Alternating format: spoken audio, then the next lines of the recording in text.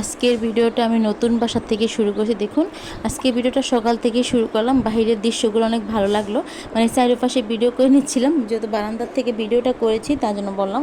আর দেখুন চারিদিকে সবুজ গাছপালা, মানে আমি তো বারান্দার থেকে দাঁড়িয়ে ভিডিও করছি, আমার কাছে অনেকটাই ভালো লাগছিল, কিন্তু অরিজিনাল সাউন্ডটা রাখতে পারিনি, যেহেতু পাশে পাম্প পেট্রোল আছে, মানে গাড়িতে যে গ্যাস ভরা হচ্ছে গাড়ির শব্দ, বিভিন্ন শব্দ আসছিল, তার জন্য কিন্তু আমি অরিজিনাল সাউন্ডটা রাখতে পারিনি, তা নাহলে কিন্তু আমি অরিজিনাল সাউন্ডটা রাখতাম। আর দেখুন মেন রোডটা কিন্তু আমার বাসার থেকে দেখা যায়, মানে বারান্দায় দাঁড়ালেই কিন্তু মেন রোডটা আমি দেখতে পারি, তার জন্য বললাম।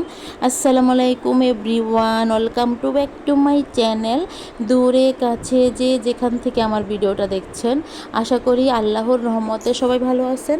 আলহামদুলিল্লাহ, আপনাদের দোয়া ভালোবাসা আমরাও ভালো আছি।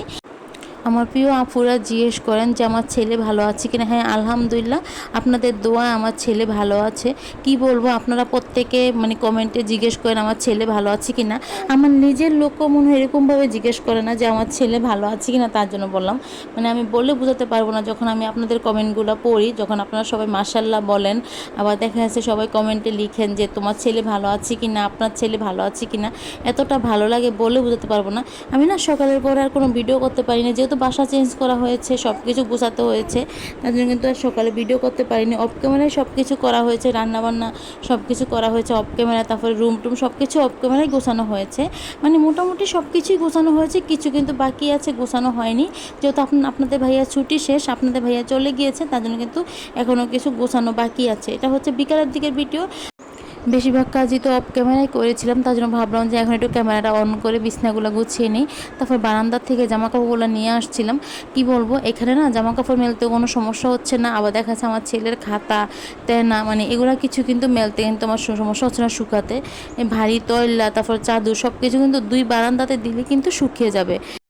হয়তো বা বাসাটা চারতলা, তারপর কোনো সমস্যা নেই, মানে চারতলা হলো তো মানে সব কিছু দেখতে পাচ্ছি, রাস্তাঘাট, তারপর দেখা গেছে মানে জামা কাপড় শুকাতে কোনো সমস্যা হচ্ছে না। আর আগে যে বাসায় ছিলাম ওই বাসায় দেখা যাচ্ছে বারান্দা ছিল না, জামা কাপড় মেলতে পারছিলাম না, 24 ঘন্টায় দেখা যাচ্ছে রুমে ফ্যান চালিয়ে তারপর কিন্তু জামা কাপড় শুকানো হয়েছে, তাও কিন্তু জামা কাপড় কিন্তু শুকানো যায়নি, তার জন্য বললাম। আর দেখুন আপনাদের সাথে কথা বলতে কিন্তু আমি কিন্তু রুমগুলো মানে সরি কাপড় চোপড়গুলো গুছিয়ে এনেছিলাম, বারান্দার থেকে এনে সব কিছু গুছিয়ে তারপর রেখে দিচ্ছি।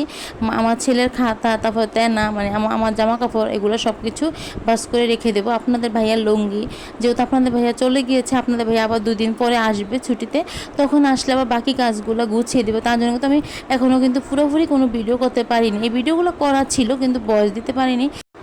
আপনারা সবাই কিন্তু সাবধানে থাকবেন, এখন কিন্তু যেই পরিমাণে গরম পড়ছে, সবাই চেষ্টা করবেন পানি খাওয়ার জন্য বা শরবত খাওয়ার জন্য, মানে প্রচুর গরম পড়ছে, তার জন্য বললাম। এটা হচ্ছে সন্ধ্যার পরের ভিডিও, আপনাদের ভাইয়া বাজারে গিয়েছিল, মানে আসার পরে।